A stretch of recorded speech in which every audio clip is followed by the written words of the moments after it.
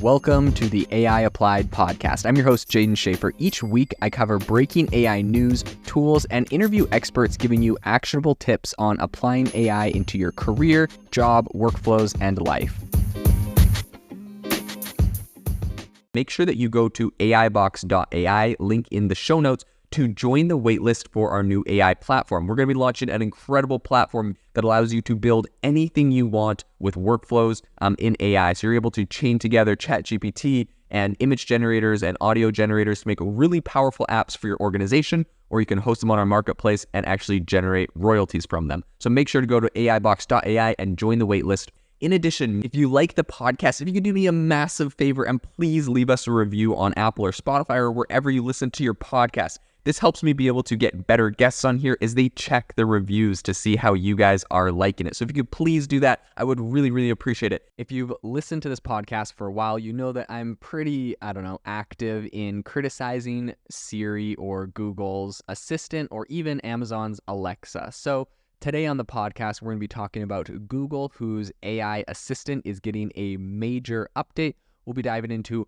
what that's looking like and where we got this information from. So Google's Assistant, like I said, is going to get a major update. And this is according to an internal email which was reported by Axios. So they're going to be embedding LLM technology into this. And of course, this is no surprise, right? They've done all of this work and have come out with Google Bard, which is a really powerful technology.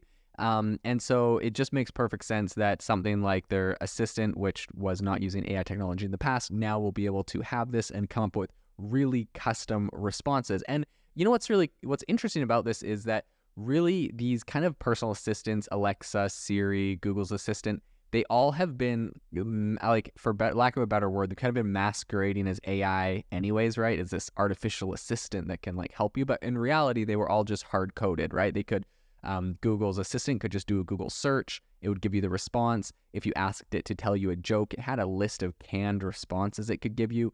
And at the end of the day, this thing wasn't making anything up. It was just pre-programmed to do everything. So I think it makes perfect sense that now this is actually able to be a conversational piece. It's able to customize and change its responses. And, essentially Google, I think this is a no-brainer because they're just going to be integrating, in my assumption, what is essentially Google Bard into what they're doing.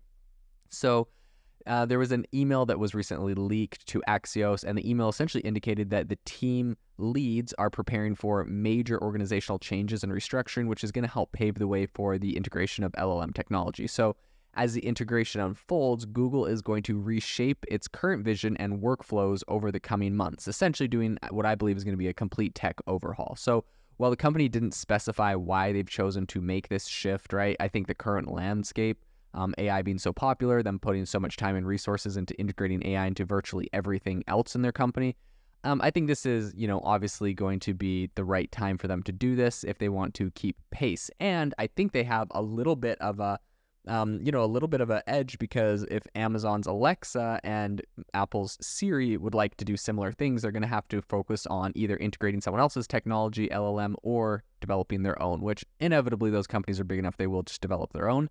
But Google may be the first one to be able to pull this off because they've already come out with Bard. What's interesting, in my opinion, is the fact that, of course, Siri, Alexa, and Google's Assistant have all kind of pegged themselves as being this super useful assistant.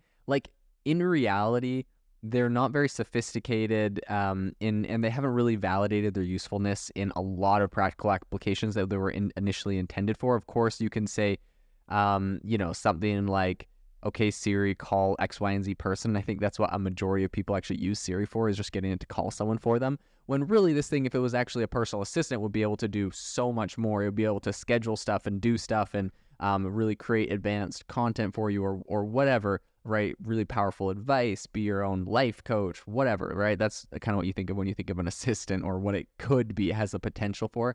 And up until this point, of course, these assistants, prior to this AI technology, has not done this. So I think that as LLM technology advances, I think it's certain that users are going to be able to get a lot more out of these personal assistants. They're definitely going to appreciate this.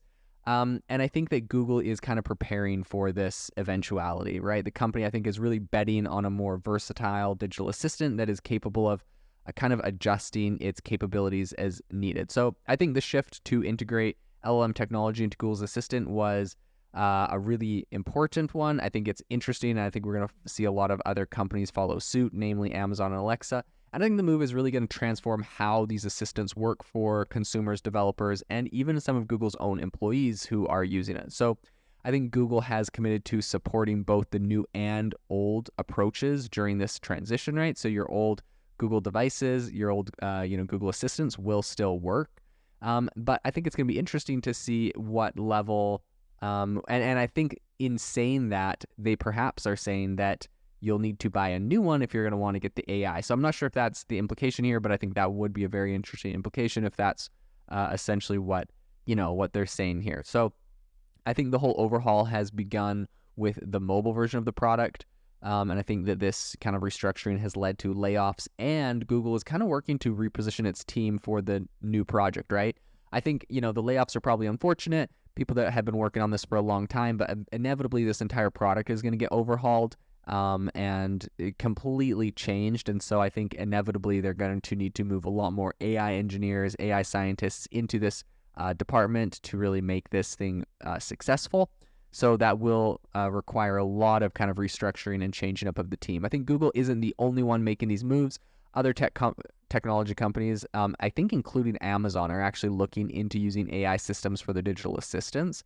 Google's Assistant what's interesting is this thing's actually served hundreds of millions of users since its launch, which was over 7 years ago, which is hard to believe. But I think despite the organizational changes that they're going to be seeing, Google maintains, I think, a pretty strong commitment to the Assistant and what it plans on doing with this in the future.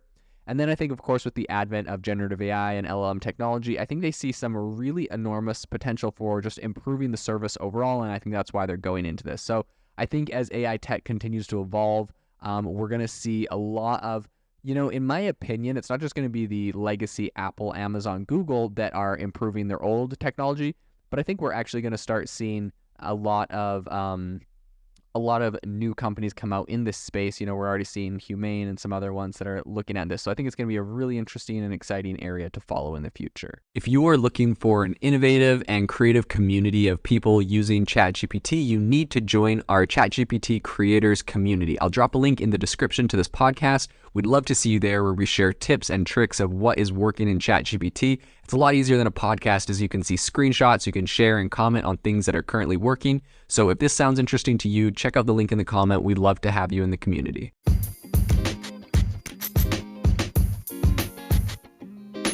Thank you for tuning in to the AI Applied podcast. Make sure to rate this wherever you listen to your podcasts, and have a fantastic rest of your day.